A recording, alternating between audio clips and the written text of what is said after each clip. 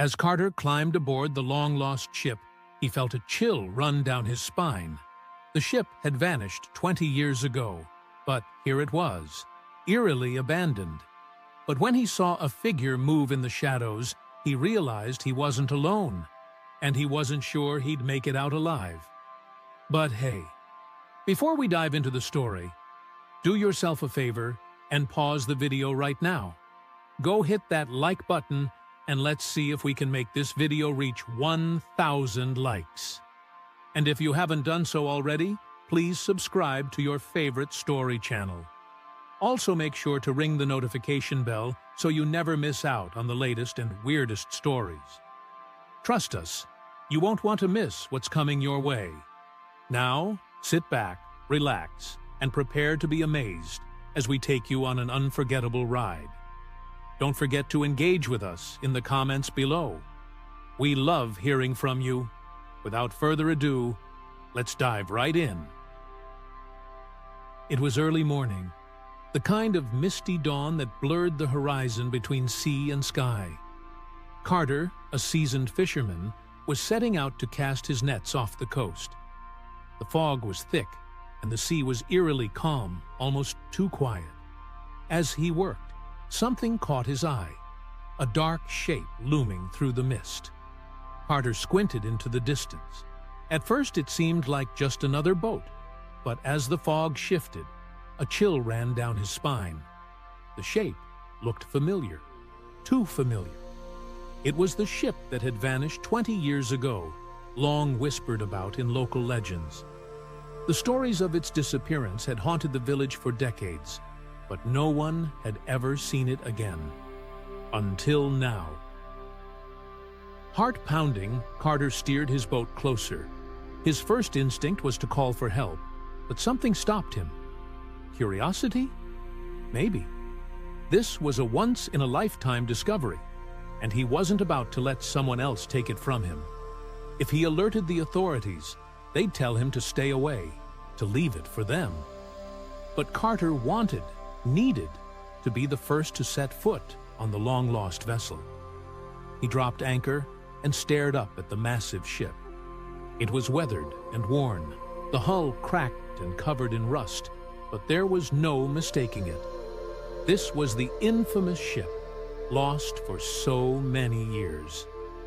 Carter found a ladder on the side, its metal rusted, but still intact. He climbed up, each creak of the steps, sending a jolt of anxiety through him. When he pulled himself over the railing and onto the deck, he paused. The ship felt heavy, the air thick with silence. Carter took a deep breath and began exploring. The deck stretched out before him, empty and lifeless. The ropes were coiled neatly, the planks beneath his feet slick with mist and algae. It was as though the ship had been abandoned, frozen in time. He walked toward the first door he found and pushed it open. Inside, the room was dark, the only light coming from the dim morning sun filtering through the fog. Carter fumbled along the wall, searching for a light switch. His fingers found it, but when he flipped it, nothing happened. Of course, after all these years, the electricity was long gone. His eyes adjusted to the dark, and what he saw sent a chill through him. The room looked normal, too normal.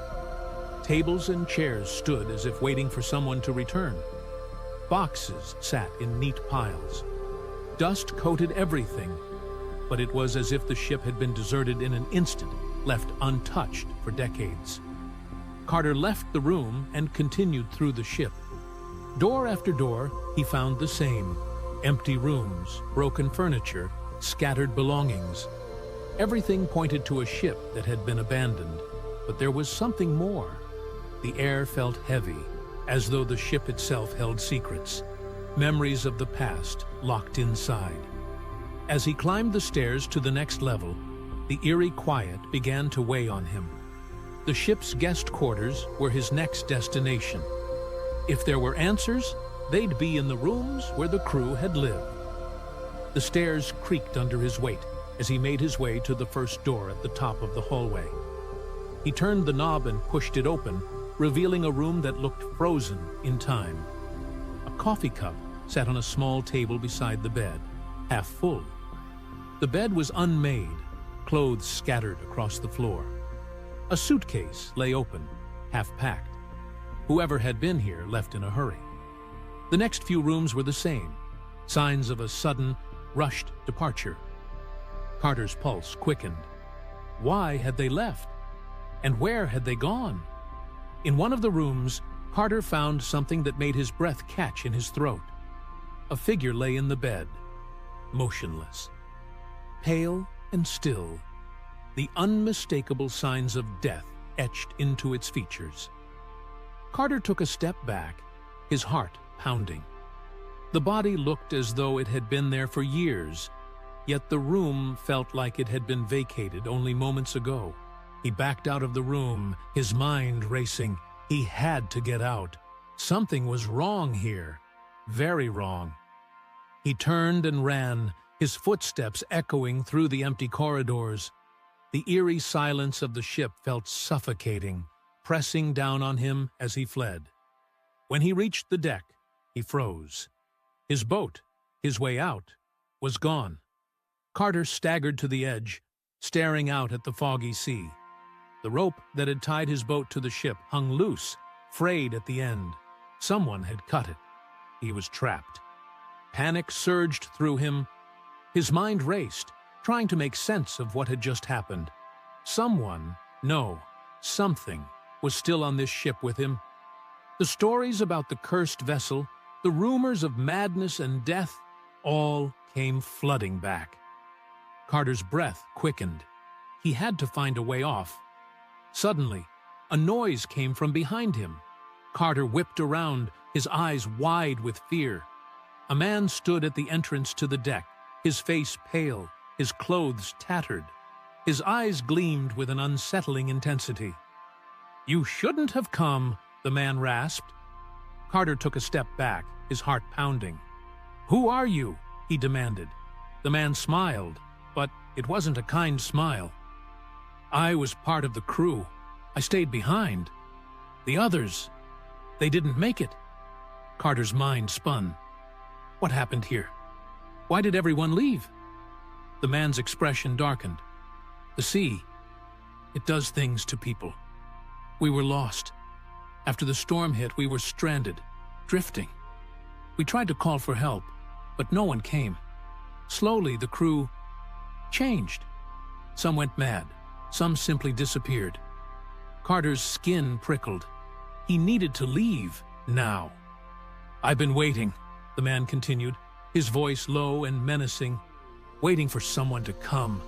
You're my way out." Carter's heart raced.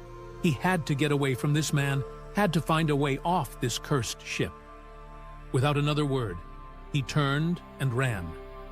He didn't know where he was going, but anywhere was better than here. He darted down the corridor, searching for any sign of escape. The sound of footsteps echoed behind him. The man was following him. Carter's breath came in gasps as he ran, his mind racing for a plan. Then, at the end of the hallway, Carter spotted it. A radio room. He bolted inside, slamming the door behind him. His hands shook as he fumbled with the old, dusty equipment. The radio crackled to life, filling the room with static. "Mayday! Mayday!" Carter said, his voice trembling. "This is the vessel Harbinger. I'm trapped on a ship. Please, send help." For a moment, there was only static. Then a voice crackled through. "Harbinger, we read you. Help is on the way." Carter slumped with relief. He was going to make it. But as he turned, the door creaked open. The man stood there, his eyes wild with rage. "You're not leaving me here," he growled, stepping toward Carter. Carter's heart pounded, but he was done running. "I called for help. It's over." The man lunged at him, but Carter dodged, sending him crashing into the radio equipment. Sparks flew, and the room plunged into darkness. Without looking back, Carter bolted from the room and raced onto the deck. In the distance, A rescue boat appeared through the fog. His heart soared. As Carter climbed aboard the rescue boat, he glanced back at the ghost ship. The man's screams echoed faintly, but soon the ship disappeared into the mist. He was safe. But Carter knew that the ship's dark secrets would haunt him forever.